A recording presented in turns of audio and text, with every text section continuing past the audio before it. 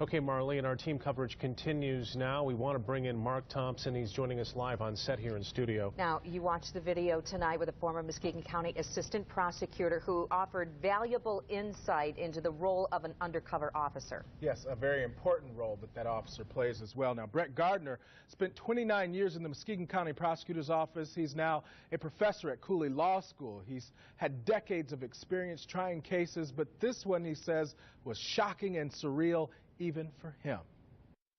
It's clear what her intention is, and her intention is to make sure her husband's killed, and she doesn't appear to have any concern. In his 24 years as chief assistant prosecutor for Muskegon County, Brett Gardner never saw a video as chilling and telling as this one. Really, whatever's easiest. If you can get him outside, that would be great. Muskegon's Julia Merrifield calmly detailing a plot to kill her husband. She thinks she's talking to a hitman, but it's really an undercover officer.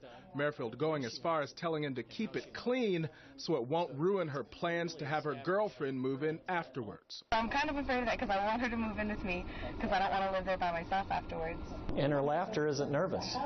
This seems to be funny to her. Gardner says the role of the undercover officer is critical to making the case, but it's not easy. They need experience and training to make the evidence stick in court. In this case, letting her do most of the talking to prove intent. He's not prompting.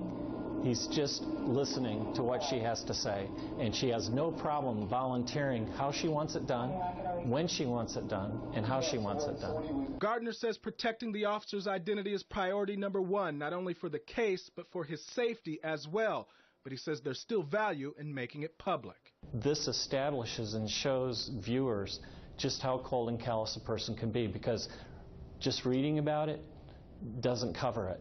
You have to actually see it and then understand it to know that people really do these things. Today, state police asked the news media to destroy unedited versions of that video because part of it revealed the officer's identity and could put his life at risk. We never aired that portion of the video here on 24-Hour News 8. But just valuable insight into the role of that undercover officer that Brett Gardner provided. Yeah, I mean, 24 years on the job.